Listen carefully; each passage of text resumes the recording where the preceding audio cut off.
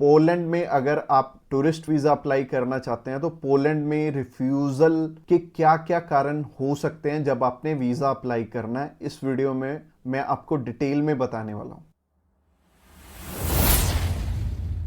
Subscribe कीजिए हमारे इस चैनल को और टूरिस्ट वीज़ा में आने वाले अपडेट्स के बारे में अप टू डेट रहिए। तो जहां तक बात की जाए आज के टाइम में रिफ्यूजल्स की, रिफ्यूजल रेट बहुत ज़्यादा पीक पे हैं और जैसे कि मैंने बताया 4 बारी अप्लाई करके 5 बारी अप्लाई करके भी लोग बैठे हैं जिनको कि समझ में नहीं आ रहा कि उनका रिफ्यूज़ क्यों हुआ है। तो सबसे बड़ी इसमें दिक्कत होती है रिक्वायरमेंट्स की। एक एम्बेसी की जो रिक्वायरमेंट है ना, वो ना तो आपको किसी साइट से मिलेगी और ना ही इसमें इलेबोरेट आपको एम्बेसी करेगी, चाहे उन्हें खुद फोन लगा लेना, चाहे आप वीएफएस को फोन लगा लेना, वो भी आपकी हेल्प नहीं करेंगे। और तीसरी चीज आती है यहाँ पे कंसल्टेंट्स। बहुत सारे कंसल्टेंट्स हैं, बहुत कुछ जानते होते हैं, वो आपको इसलिए नहीं बताते क्योंकि उस काम को करने में हो सकता है 2 मंथ या 3 मंथ या फिर 6 मंथ का टाइम जाए। तो मेनली बात यही है कि जब भी हमने टूरिस्ट वीज़ा अप्लाई करना है, हम ध्यान से देख लें कि हमारी रिक्वायरमेंट पूरी हो रही है और किसी अच्छे कंसल्टेंट के थ्रू ही अप्लाई करना। मैं तो एक चीज़ बोलता हूं कि बड़े नाम के पीछे तो कभी मत जाना। देखो, अभी कोई बड़ा नाम है तो उन्हें कोई फर्क नहीं पड़ता कि आपका वीज़ा आए चाहे आपका रिफ्यूज़ हो। बट हाँ, जैसे हमारे जैसी कंपनीज हैं जो कि अप्लाई करने का भी खर्चा बहुत कम लेते हैं और इसके बाद भी आपको पूरी पूरी सपोर्ट करते हैं हर एक फील्ड में, हर एक चीज में आपकी डॉक्यूमेंटेशन बहुत अच्छे से बनाते हैं। क्योंकि जितने नॉमिनल कॉस्टिंग हम लेके चल रहे हैं ना, अगर आपका वीजा आएगा तभी हमारा बेनिफिट है। अगर आपका वीजा आएगा, आप 10 रेफरेंस हमें दोगे तभी हमारा बेनिफिट है, अदरवाइज हमारा कोई बेनिफिट नहीं है। जो पर्सन आपसे ऑलरेडी 25,000 50,000 रुपए एडवांस में ले रहा है, उन्हें आपकी प्रोफाइल से कोई मतलब नहीं है। अच्छा, दूसरी तरह के कंसल्टेंट ये हैं कि जो हायर साइड पे 20-25 हजार रुपए आपसे पहले भी लेते हैं और 10 लाख रुपए बाद में भी लेंगे। उन्हें भी आपकी प्रोफाइल से बहुत हद तक कोई मतलब नहीं है क्योंकि उन्होंने आपसे एडवांस ले लिया है और उन्हें यह फर्क नहीं पड़ता कि आपका वीजा आए या ना आए। वो अगर 10 केस अप्लाई करेंगे तो उसमें से एक वीजा तो वैसे ही आ जाता है, तो उनके 10 लाख रुपए तो वैसे ही बन गए। तो उन्होंने आपकी टेंशन क्यों लेनी है? तो सिंपल सी बात है, मैंने आपको अपना मोटिव बता दिया है कि हम रिक्वायरमेंट आपकी अच्छे से क्यों फुलफिल करवाते हैं जब भी आपने टूरिस्ट वीजा अप्लाई करना होता है। क्योंकि हमें आपसे बहुत कम पैसे मिलने हैं। अगर आपका वीजा नहीं आएगा, आपसे हमें रेफरेंस नहीं मिलेंगे, तो हमारा फायदा ही नहीं है इस काम में आने का। इसके अलावा पहला रीजन तो हो गया जो कि रिक्वायरमेंट के ऊपर है कि रिक्वायरमेंट अपनी बहुत अच्छे से समझ लेना और पूरी कर लेना, तभी वीजा अप्लाई करना। और दूसरा रीजन है कि आपके फाइनेंशियल डॉक्यूमेंट्स बहुत अच्छे से फुलफिल नहीं हुए होते। तो फाइनेंशियल डॉक्यूमेंट्स अगर अच्छे से पूरे नहीं होंगे तो एम्बेसी आपको वीजा, आप ही बताइए, कैसे देगी? उन्हें एक प्रॉपर प्रोफाइल चाहिए, उन्हें ऐसी प्रोफाइल चाहिए कि स्टेप बाय स्टेप आपके सारे डॉक्यूमेंट्स आपस में मैच कर रहे होने चाहिए। जैसे कि आपका जो ऑक्यूपेशन है, वहां से आपकी कितनी मंथली इनकम आ रही है और क्या वो उसी प्रोफेशन से इनकम आ रही है आपकी, और आपके फाइनेंशियल्स आपस में मैच कर रहे होने चाहिए, तभी आपका वीजा लगेगा। तो अगर आपको नहीं पता है कि आपके फाइनेंशियल मैच कर रहे हैं या नहीं कर रहे, तो आप क्या कर सकते हैं? आप अभी हमें कॉल कर सकते हैं, आप जान सकते हैं कि आपके फाइनेंशियल अच्छे से मीट कैसे होंगे। और कॉल तो आप इस वीडियो के एंड में ही हमें करना, क्योंकि आगे जो रीजन है वो भी बहुत स्ट्रॉन्ग रीजन है कि आपका वीजा इन इन कारणों से भी हो सकता है। प्रोफाइल का तो मैंने आपको बता दिया कि आप हमें कॉल कर लेना। इसके अलावा जो तीसरा सबसे बड़ा रीजन है वो है कि आपके यहां पे इंडिया में टाई स्ट्रॉन्ग ना होने, यानी कि इंडिया में आपका कोई ऐसा रीजन नहीं है कि आप वापस लौट के आओ।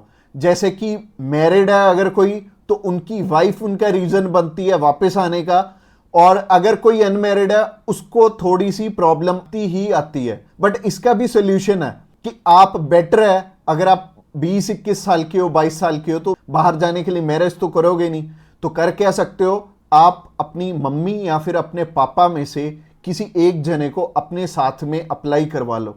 इससे क्या होगा कि अगर मम्मी आपके साथ जा रही हैं, आपका नहीं है वापस आने का स्ट्रॉन्ग रीजन, बट उनका बन गया, तो उनके चक्कर में आपका भी वीजा आ जाने वाला है। तो आप कर कह सकते हो या फिर मम्मी या फिर पापा को अपने साथ में अप्लाई करवा लो, तो ज्यादा अच्छा रहेगा, आपका भी टाई स्ट्रॉन्ग हो जाएगा। तो तीसरा रीजन हो गया। रीजन नंबर 4 की तरफ बढ़ते हैं। और जो चौथा रीजन है वो ये रीजन है कि आप यहां पे घूमने के लिए जा रहे हो, आपका पर्पस मैटर करता है। जब आप कवरिंग लेटर बना रहे हो तो कवरिंग लेटर ये तो आपके हाथ में नहीं है, ये तो आपके कंसल्टेंट के हाथ में है कि आपका पर्पस बहुत ज्यादा स्ट्रांग होना चाहिए, तभी आपको एक कंट्री वीजा देगी। और वीजा उन्हीं को मिलेगा, लाखों लोग अप्लाई करते हैं जिनका की एक पर्पस होगा, जिनका एक कारण होगा बाहर जाने का। वीजा सिर्फ उन्हें ही मिलने वाला है जिनका एक रीजन बहुत ज्यादा स्ट्रांग होगा। तो रीजन बहुत ज्यादा आपका स्ट्रांग बनाएंगे अगर आप हमारे थ्रू अप्लाई करेंगे। तो ये चौथा कारण था आपका वीजा रिफ्यूज होने का। और ये 4 कारण ही हैं जो सबसे बड़े रिफ्यूजल के आपके चांसेस बनते हैं। जिन कारणों के पीछे ये चारों चीजें अपनी ठीक कर लो, और जैसे मैंने पर्पस में बताया, पर्पस आपका बहुत ज्यादा स्ट्रांग हो जाएगा अगर आप हमारे थ्रू अप्लाई करेंगे।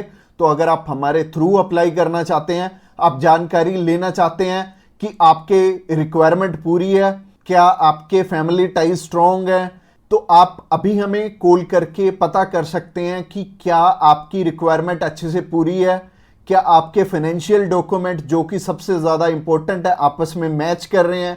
इसके अलावा जो तीसरा कारण था वो था आपके फैमिली टाइज कितने स्ट्रांग है। इसके अलावा चौथा कारण है कि आपका पर्पस हम कितना स्ट्रांगली लगाएंगे। इसके ऊपर आपका वीजा डिपेंड करेगा। और वीजा चाहे आप फर्स्ट टाइम अप्लाई कर रहे हो, चाहे ऑलरेडी आपके एक रिफ्यूजल है, 2 है, 3 है, 4 है, जितनी मर्जी आपकी रिफ्यूजल्स हैं, मैटर नहीं करती। हमारे पास बहुत सारे लोग आते हैं। एक पर्सन का हमने अप्लाई करके दिया था और उनका टोटल 12 बार रिफ्यूज था, 13th टाइम उनका वीजा आया था। और मोस्टली लोग 1 बारी, 2 बारी, 3 बारी, तो बहुत सारे लोग रिफ्यूज होते हैं। कई लोग तो 4-4, 5-5, 6-6 बार रिफ्यूज होते हैं। इवन उन्हें यह नहीं पता लगता कि हम करें तो करें क्या। वीजा तो हमें लेना है, और लेना भी बिल्कुल सही मायने में है, एक्स्ट्रा पैसे देके नहीं लेना, एक बिल्कुल नॉमिनल चार्जेस में ही अप्लाई करवाना है किसी से। तो उस कारण में वो ट्रैवल हिस्ट्री वाली साइड भी जाते हैं। तो ट्रैवल हिस्ट्री वाली साइड मैं तो बिल्कुल नहीं बोलूंगा कि आपको ट्रैवल हिस्ट्री बनानी चाहिए, क्योंकि इस टाइम एयर टिकट्स ही इतनी महंगी हैं कि अगर आप एक कंट्री में भी ट्रैवल करते हैं तो आपका 70 से 80 हजार रुपए लग जाते हैं। इसके अलावा अगर आप 3-4 कंट्रीज में ट्रैवल कर लिए तो आपके 3-4 लाख रुपए खराब हो जाने वाले हैं। और जैसे कि मैंने आपको पर्पस वाली वीडियो में बताया था, 15 से 16 हजार रुपए में आप हमारे थ्रू अप्लाई कर लेंगे और आप कम से कम 3 लाख रुपए में अपना 20 बारी अप्लाई कर पाओगे।